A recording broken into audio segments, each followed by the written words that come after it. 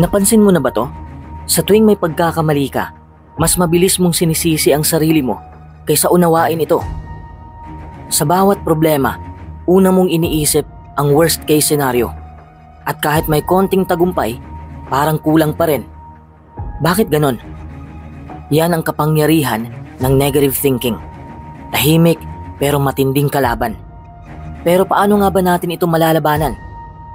Sa video na to, bibigyan kita ng 10 makapangyarihang tips kung paano mo unti-unting mapapalitan ang madilim na pananaw ng mas malinaw, positibo at mapayapang pag-iisip. Kung sawang-sawa ka na sa pagod na galing mismo sa sarili mong isipan, manatili ka. Baka ito na ang simula ng pagbabago mo. Number 1. Maging maingat sa mga iniisip mo. Ang isipan natin ay parang garden.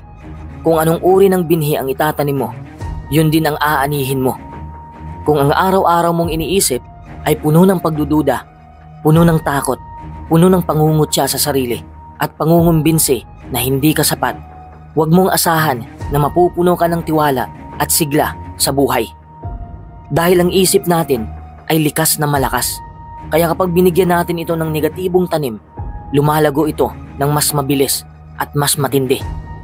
Kaya napakahalaga na maging maingat ka sa mga iniisip mo dahil ang mga ito ang unti-unting bumubuo sa kung sino ka, kung paano mo tinitingnan ang sarili mo at kung anong direksyon ang tinatahak mo.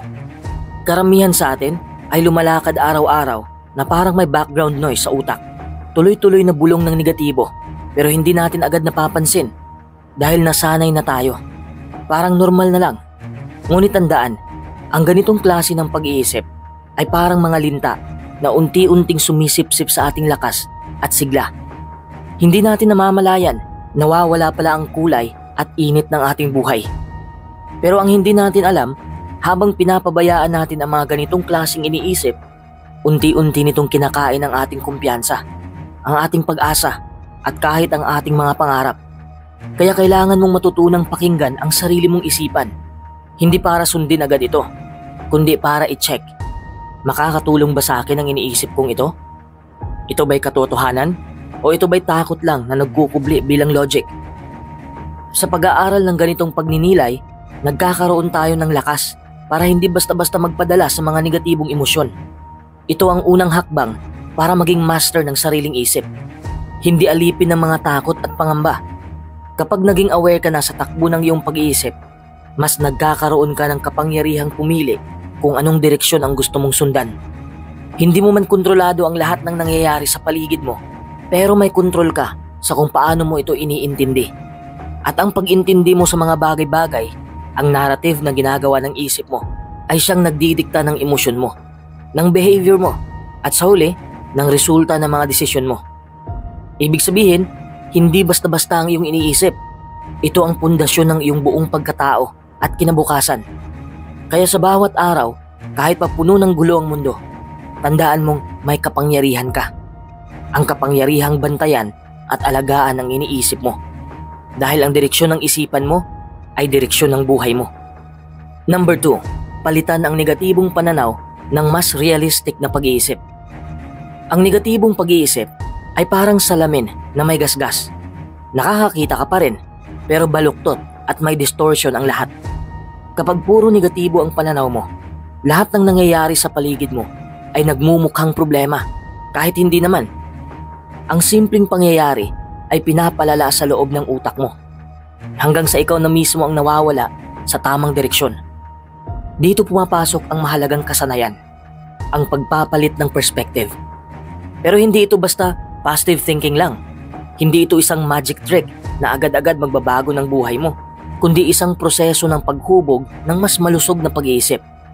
Hindi ito tungkol sa pagkukunwaring masaya o sa pagsasabi ng okay lang ako kahit sa loob mo ay wasak ka na.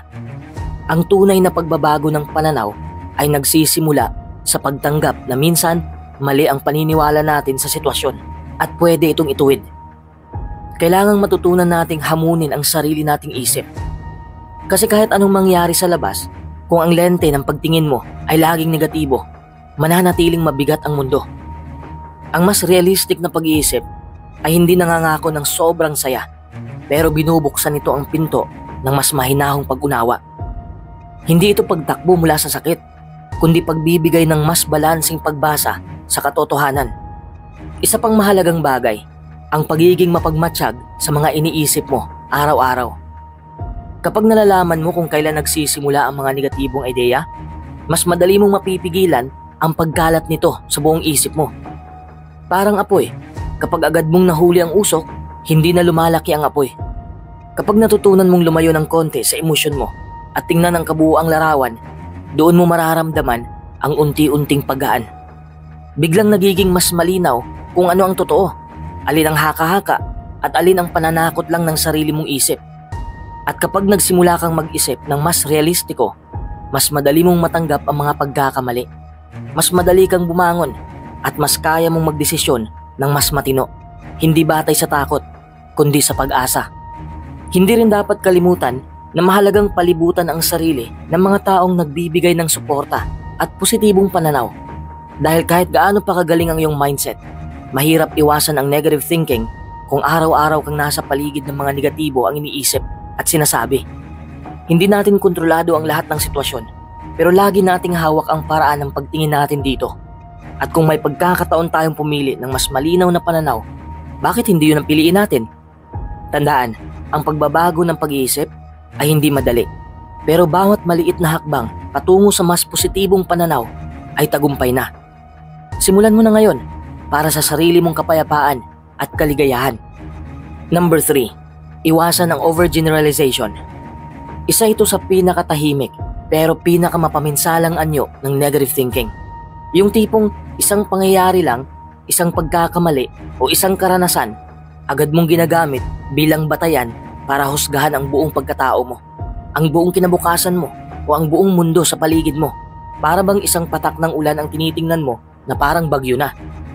Ang overgeneralization ay parang magnifying glass na pinapalaki ang isang maliit na pangyayari hanggang sa mawalan ka ng pag-asa, hanggang sa makaramdam ka ng takot at mawalan ka ng gana. Nakakabahala kasi hindi mo agad napapansin na ginagawa mo na pala ito. Unti-unti nitong kinakain ang tiwala mo sa sarili. Binabawasan ang pananampalataya mo sa mga posibilidad at pinapalabo ang pananaw mo sa hinaharap. Kapag palagi kang nahuhulog sa ganitong uri ng pag-iisip, unti-unti kang pinapaniwala na ang pagkabigo ay isang permanenteng bahagi ng pagkatao mo. Nawawala ang pagkakaiba ng nangyari lang minsan sa mangyayari palagi. Ang isipan mo ay natututo ng isang maling pattern na kapag may nangyaring masama, susundan agad ito ng iba pang kasamaan na para bang nakatakda na ang lahat laban sa'yo.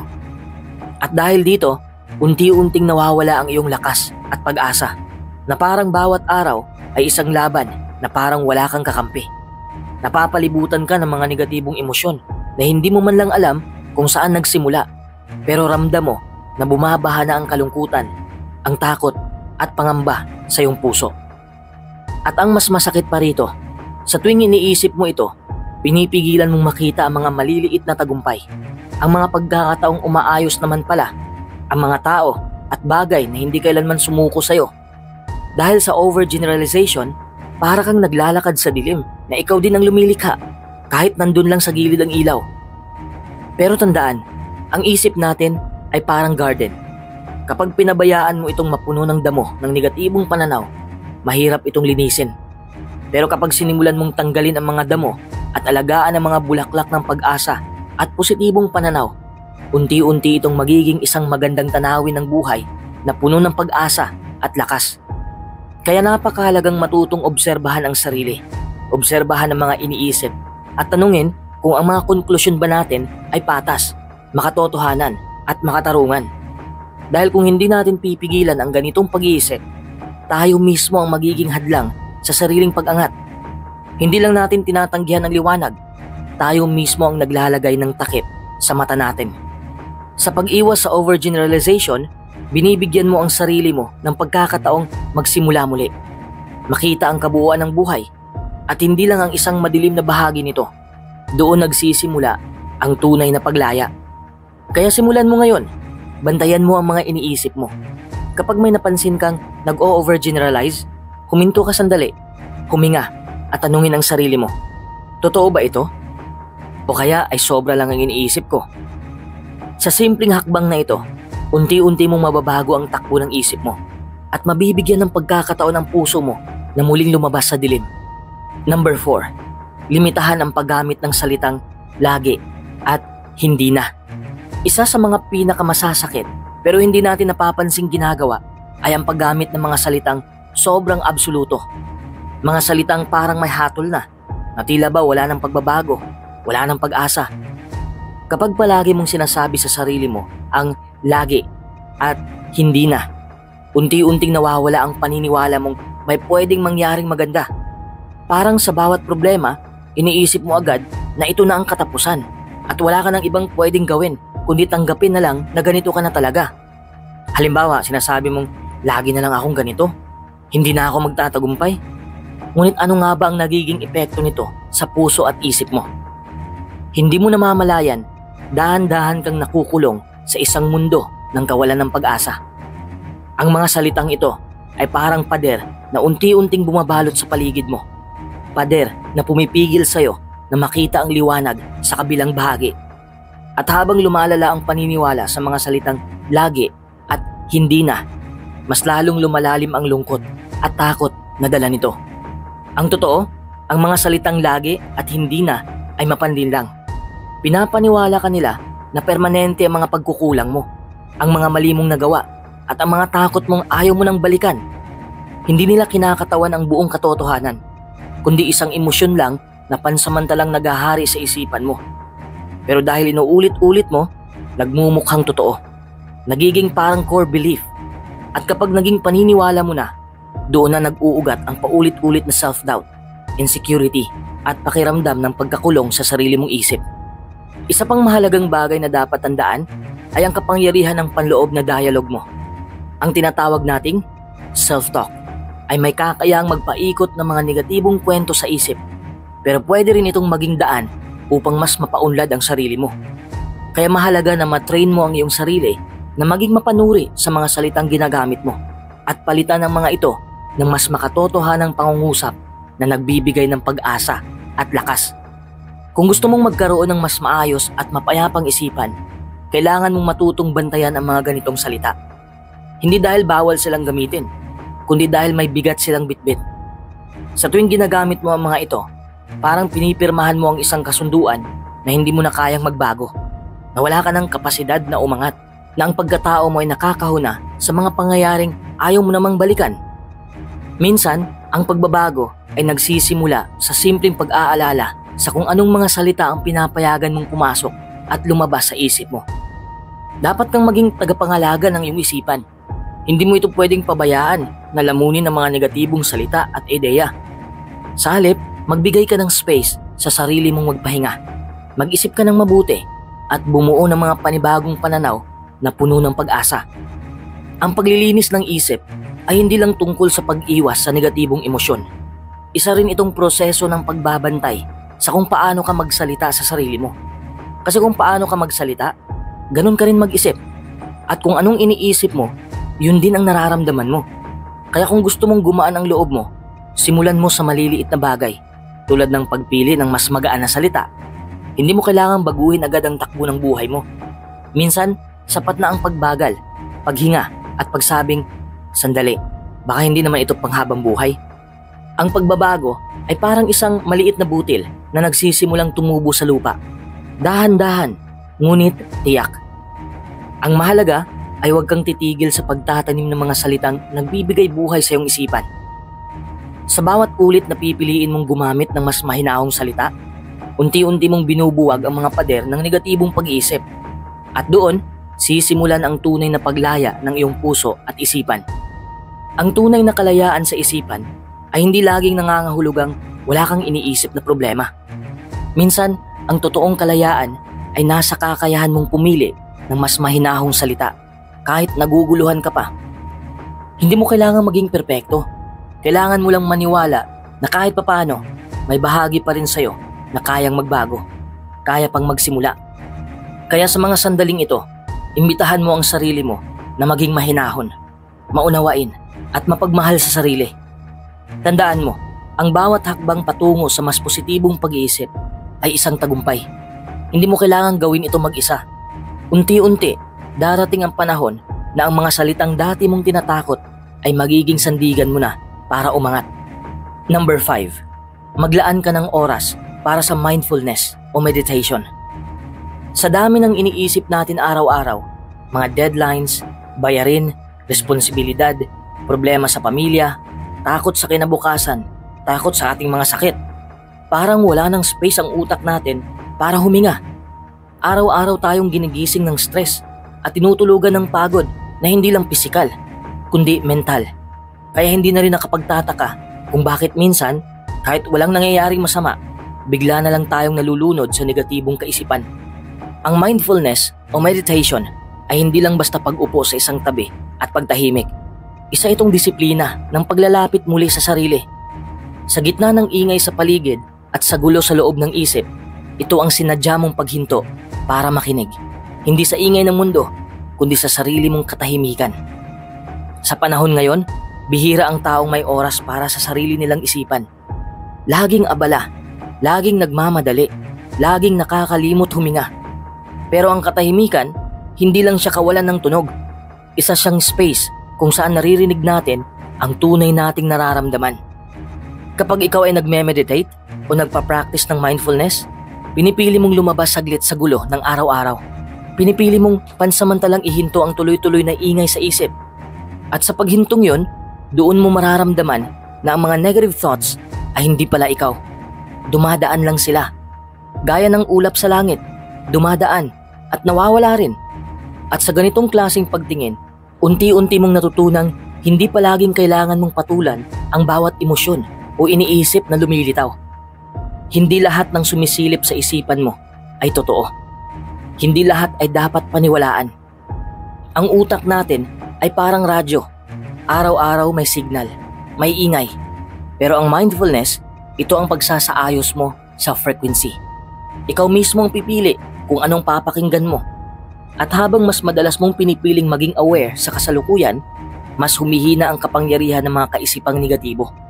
Hindi na sila basta-basta nakakaapekto dahil natututo ka ng obserbahan lang sila at hindi palaging magpapaalipin sa kanila. Hindi madaling simulan, pero sa bawat segundo na ibinibigay mo sa katahimikan, may kapalit yan na linaw ng isipan, kapanatagan ng puso at kumpiyansa sa sarili. At sa panahong halos lahat ay laging nagmamadali, ang sino mang marunong huminto, sila ang may tunay na lakas. Number 6. Maghanap ka ng layunin o gawain na may kahulugan. Isa sa pinakamalalim na dahilan kung bakit tayo madaling lamunin ng negative thinking ay dahil pakiramdam natin parang walang direksyon ang buhay. Yung gumigising ka sa umaga pero parang wala kang inaasahan. Yung araw-araw mong ginagawa ang mga bagay out of routine pero hindi mo na maramdaman kung bakit mo pa ito ginagawa. Unti-unti kang nababalutan ng pakiramdam na parang naglalakad ka sa madilim na kalsada na walang patutunguhan. Diyan nagsisimula ang mabibigat na tanong. Ito na lang ba ang buhay ko? May saysay pa ba ako? Para saan pa lahat ng ito? Ang utak ng tao ay likas na naghahanap ng kahulugan. Kapag wala tayong malinaw na dahilan para gumalaw, para bumangon, para magsikap, nagsisimula ang pagdududa, pangungutya sa sarili, at paulit-ulit na tanong kung may halaga pa ba ang ginagawa natin. Doon na sumisiksik ang mga negatibong boses sa isipan. Kapag nawawala ang kahulugan, kahit simpleng problema ay parang napakabigat. Kapag wala tayong layunin, lahat ng bagay ay parang walang saysay. At kapag walang saysay, nagiging madali para sa utak nating punuin ang space ng takot, pangamba at panghihina. Pero pag meron kang layunin, kahit hindi ito ingrande, kahit hindi ito kagaya ng inaasahan ng iba, nagkakaroon ng ilaw ang direksyon mo. Nagiging malinaw kung bakit ka bumabangon, kung bakit mo pinipiling umusad, at kung bakit mo pipiliing labanan ang negatibong boses sa isip mo. Ang pagkakaroon ng layunin ay parang sinag ng araw na sumisilip kahit sa pinakamasamang panahon ng bagyo. Hindi nito agad inaalis ang lahat ng sakit o hirap, pero nagbibigay ito ng dahilan para magpatuloy. Ang isipan ay mas tahimik kapag alam nito kung bakit siya nabubuhay. Ang puso ay mas matatag kapag alam nito kung saan ito papunta. At ang kaluluwa ay mas buo kapag alam nito na may saysay ang pag-iral niya. Hindi mo kailangang sumigaw ng layunin mo sa buong mundo. Sapat nang ikaw mismo ay naniniwala na ang bawat galaw mo, bawat salita mo at bawat desisyon mo ay bahagi ng isang mas malalim na dahilan. Kapag nahanap mo yon, mas madali mong masusupil ang negatibong kaisipan dahil sa likod ng bawat hamon may dahilan kang pinanghahawakan. Number 7. Gamitin ang kapangyarihan ng salita. Ang salita ay hindi basta tunog lang na lumalabas sa bibig o isip. Ito'y may enerhiya, may impluensya at may kakayahang baguhin ang direksyon ng buong araw mo. Minsan kasi, hindi natin namamalayan na tayo mismo ang pangunahing bumubuo ng kung anong uri ng pag-iisip ang papayagan nating manatili sa loob ng isipan natin. At ang unang paraan kung paano ito nagsisimula ay sa mga salitang sinasabi natin sa sarili natin. Kapag ang mga salitang paulit-ulit mong binabanggit ay puno ng panghuhusga, puno ng pagdududa at paninira sa sarili, huwag kang magtaka kung bakit mas mabilis kang mapagod, kung bakit mas mabilis kang mawala ng gana at magduda sa bawat hakbang na ginagawa mo.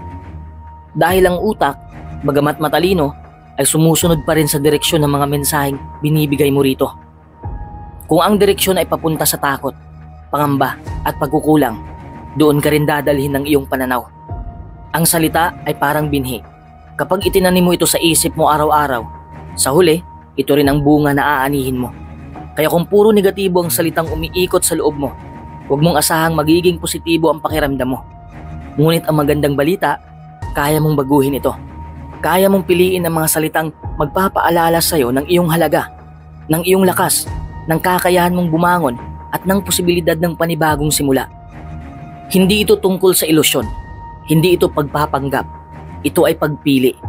Pinipili mong magsalita ng may kabutihan kahit may pinagdadaanan ka. Pinipili mong bumuo ng mga pangungusap na nagbibigay lakas sa loob kahit may boses sa likod ng isip mong gustong humila pababa. At sa bawat araw na ginagawa mo ito, unti-unting lumalakas ang panig mo na minsan ay tinatalo ng takot at duda. Ang kapangyarihan ng salita ay nasa pagpili kung anong direksyon ang tatahakin ng iyong isip. Kaya piliin mong magsalita ng may pag-asa. Piliin mong magsalita ng may layunin. Piliin mong magsalita ng may paniniwala sa sarili mong kakayahan. Dahil kung hindi mo ito gagawin, walang ibang gagawa nito para sa'yo. At sa araw na magsimula kang magbago ng wika sa loob mo, mapapansin mong unti-unti rin nagbabago ang mundo sa paligid mo. Number 8. Alagaan ang katawan para alagaan ang isip. Maraming tao ang iniisip na ang mental health ay hiwalay sa physical health.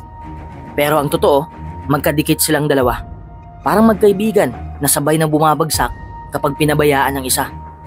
Ang katawan, ang tahanan ng iyong isipan. At kapag ang tahanan ay magulo, marumi o laging pagod, naapektuhan na nakatira rito. Ang utak, ang puso, ang damdamin. Kapag hindi maayos ang kalagayan ng katawan, nagiging mas mabagal ang pagproseso mo ng emosyon. Nawawala ang lakas mong harapin ang problema. Dumadami ang naiipong tensyon. Humihina ang iyong resistensya.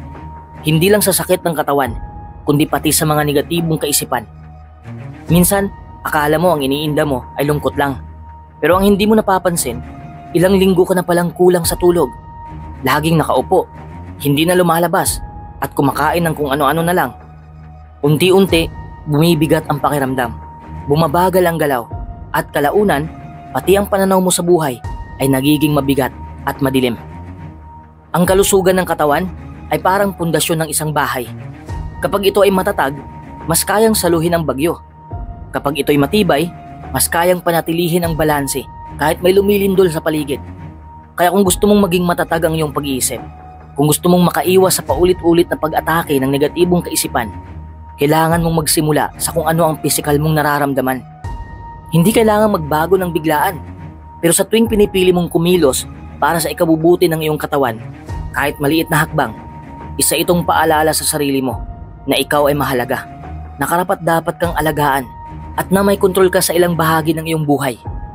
At kapag unti-unti mong minahal ang pisikal mong sarili, mas magiging bukas ang isipan mo sa pag-asa, sa pagbangon, at sa mga positibong pananaw sa buhay.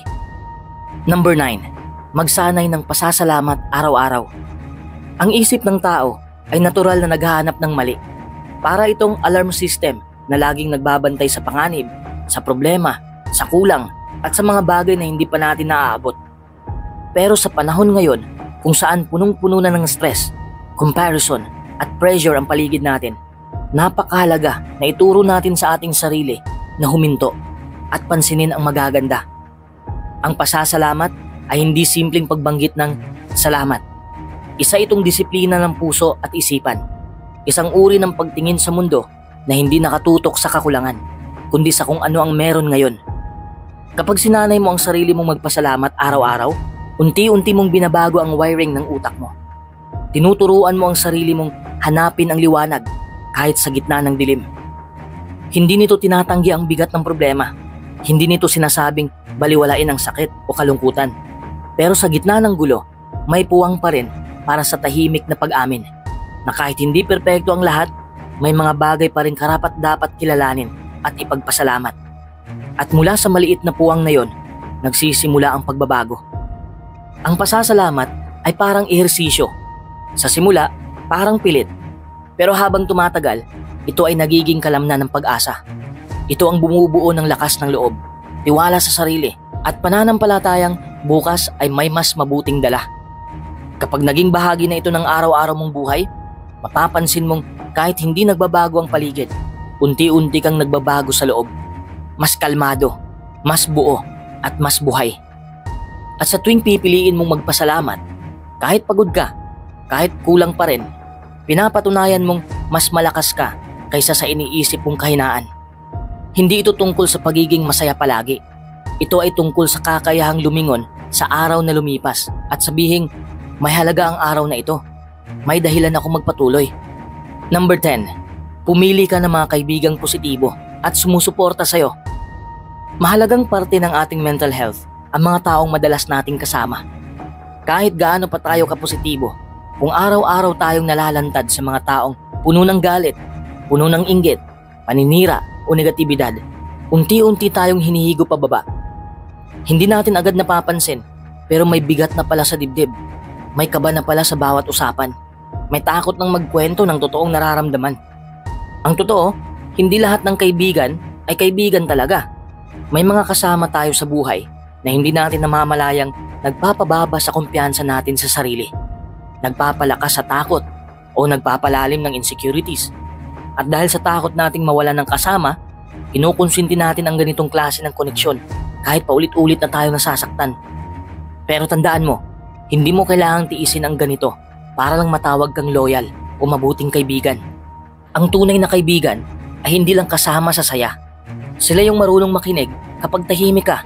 Sila yung hindi kailangan mong patunayan ang halaga mo para lang tanggapin ka. Sila yung tahimik na nagtutulak sa'yo paakyat, hindi pababa. Kapag sila ang kasama mo, parang mas buo ka. Parang mas naniniwala ka sa sarili mo. Parang may lakas ka kahit pagod ka na. Kaya napakahalaga na piliin mo ang mga taong papapasukin mo sa loob ng iyong araw-araw. Dahil ang kalusugan ng isip ay hindi lang nakasalalay sa mga iniisip mo, kundi pati na rin sa mga taong nagbibigay kulay sa iniisip mo. Hindi ito selfishness, ito ay self-respect. Hindi ito pagiging choosy, ito ay pagiging maingat sa kapayapaan ng loob mo. Hindi mo kailangan ng maraming kaibigan, kailangan mo lang ng ilang totoo. Yung mga kaibigang habang lumalapit ka sa kanila, mas lumalapit ka rin sa sarili mong kabutihan. Sa dulo ng lahat ng ito, isang bagay ang malinaw. Ang negative thinking ay hindi simpleng pag-iisip lang ng masama. Isa itong paulit-ulit na bulong sa isipan na unti-unting humihigop ng lakas, humihigop ng pag-asa at kumpiyansa. At ang pinakamasakit pa, madalas, hindi natin namamalayang tayo na mismo ang nagbibigay ng lason sa sarili nating damdamin. Tayo na mismo ang humahatol sa sarili kahit walang nagsabi. Tayo na mismo ang sumusuko kahit may laban pa. Pero ang totoo, hindi tayo ipinanganak para mabaon sa takot, para mabaon sa alinlangan o galit sa sarili. Lahat tayo ay may kakayahang magbago ng direksyon. Hindi sa isang iglap, pero sa bawat araw na pipiliin nating lumaban. Ang bawat paggising ay panibagong pagkakataon para tanungin ang sarili. Anong klaseng pag-iisip ang pipiliin ko ngayon? At kahit gaano man kadilim ang kahapon, may liwanag pa rin pwedeng masilayan kapag nagsimula tayong lumingon sa loob, sa tahimik na bahagi ng puso nating gustong maniwala ulit. Oo, hindi madali. Walang shortcut. Pero sa bawat hakbang, sa bawat pagpili ng mas mabuting salita, sa bawat oras ng katahimikan, sa bawat pasensyang ibinibigay natin sa sarili, unti-unti nating binabasag ang kadena ng negatibong pag-iisip. Unti-unti nating binubuo ang isang panibagong kwento, mas mapayapa, mas may direksyon, mas totoo. Kaya kung nararamdaman mong mahirap ito, tandaan mong hindi ka nag-iisa. Marami sa atin ang tahimik na lumalaban sa sarili nating isip. Pero gaya mo, kaya rin naming unti-unting bumangon. At kung pipiliin mong magsimula ngayon, kahit dahan-dahan lang, panalo ka na. Dahil minsan, ang pinakamalaking tagumpay ay ang simpleng paniniwala na kaya mong maging mas mabuti kaysa sa kahapon mo.